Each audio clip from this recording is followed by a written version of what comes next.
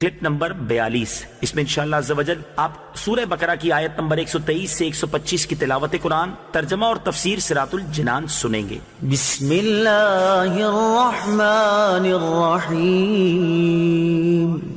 ترجمہ: اللہ کے نام سے شروع جو نہایت مہربان رحمت والا ہے۔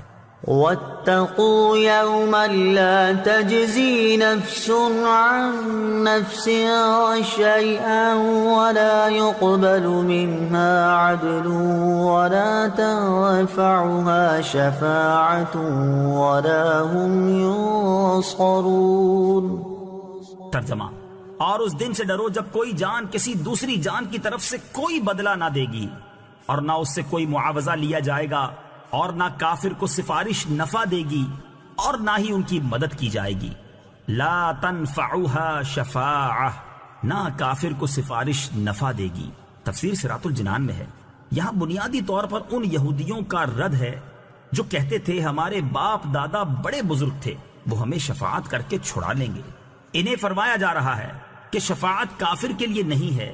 گویا یہاں کافر کا بیان ہے کہ کافر کی طرف سے کوئی بدلہ نہ بنے گا، اور نہ اس سے کوئی معاوضہ لے کر اسے چھوڑا جائے، اور نہ کوئی اس کی شفاعت کرے گا، اور بالفرض اگر کوئی کرے تو کافر کے حق میں شفاعت قبول نہیں کی جائے گی، اور نہ کافروں کی مدد کی جائے گی۔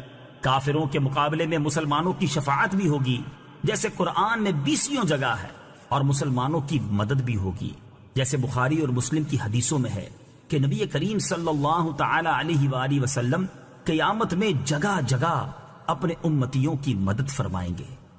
وَإِذِ ابْتَلَىٰ إِبْرَاهِيمَ رَبُّهُ بِكَلِمَاتٍ فَأَتَمَّهُنَّ قَالَ إِنِّي جَاعِلُكَ لِلنَّاسِ إِمَامًا قَالَ وَمِن ذُرِّيَّتِي قَالَ لَا يَنَالُ عَهْدِ الظَّالِمِينَ۔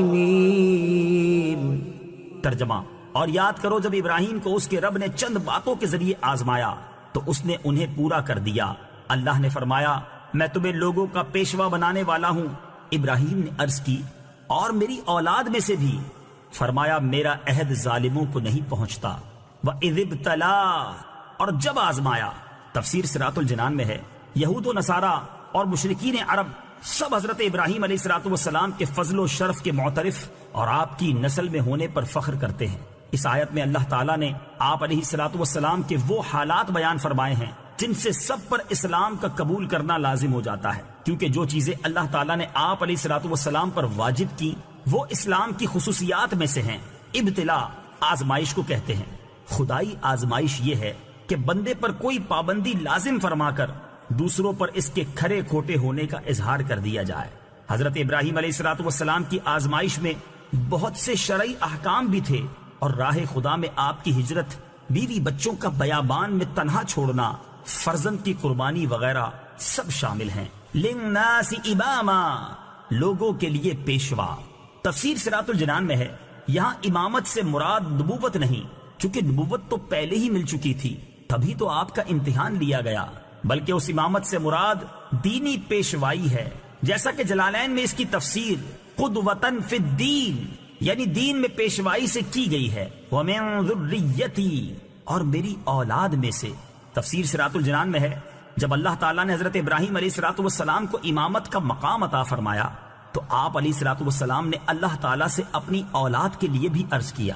اس پر فرمایا گیا کہ آپ کی اولاد میں جو ظالم ہوں گے وہ امامت کا منصب نہ پائیں گے، کافر ہوئے تو دینی پیشوائی نہ ملے گی، اور فاسق ہوئے تو نبوت نہ ملے گی، اور قابل ہوئے تو اللہ تعالیٰ اپنے کرم سے جسے جو چاہے گا عطا فرمائے گا۔ اس سے معلوم ہوا کہ کافر مسلمانوں کا پیشوا نہیں ہو سکتا، اور مسلمانوں کو اس کی اتباع جائز نہیں۔ یہ بھی معلوم ہوا کہ اپنی اولاد کے لیے دعائے خیر کرنا سنت انبیاء ہے۔ یہ بھی معلوم ہوا کہ اللہ تعالیٰ کوئی نعمت عطا فرمائے تو اولاد کے لیے بھی اس کی خواہش کرنی چاہیے۔ وَإِذْ جَعَلْنَا الْبَيْتَ مَثَابَةً لِلنَّاسِ وَأَمْنًا وَاتَّخِذُوا مِن مَّقَامِ إِبْرَاهِيمَ مُصَلًّى وعهدنا إلى إبراهيم وإسماعيل أن طهرا بيتي للطائفين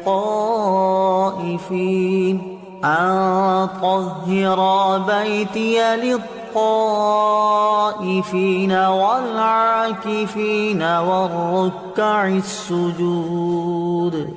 ترجمہ: اور یاد کرو جب ہم نے اس گھر کو لوگوں کے لیے مرجع اور امان بنایا، اور اے مسلمانوں تم ابراہیم کے کھڑے ہونے کی جگہ کو نماز کا مقام بناؤ. اور ہم نے ابراہیم و اسماعیل کو تاکید فرمائی کہ میرا گھر طواف کرنے والوں اور اعتکاف کرنے والوں اور رکوع و سجود کرنے والوں کے لیے خوب پاک صاف رکھو. وَإِذْ جَعَلْنَا الْبَيْتَ، اور جب ہم نے اس گھر کو بنایا. تفسیر صراط الجنان میں ہے بیت سے کعبہ شریف مراد ہے اور اس میں تمام حرم شریف داخل ہے. مثابہ سے مراد بار بار لوٹنے کی جگہ ہے.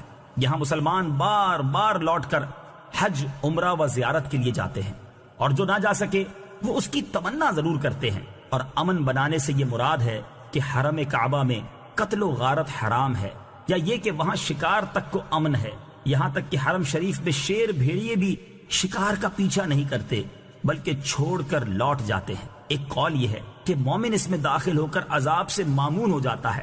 حرم کو حرم اس لیے کہا جاتا ہے کہ اس میں قتل، ظلم اور شکار حرام و ممنوع ہے. اگر کوئی مجرم بھی داخل ہو جائے تو وہاں اسے کچھ نہ کہا جائے گا. وَاتَّخِذُوا مِن مَّقَامِ إِبْرَاهِيمَ مُصَلًّى، اور تم ابراہیم کے کھڑے ہونے کی جگہ کو نماز کا مقام بناؤ.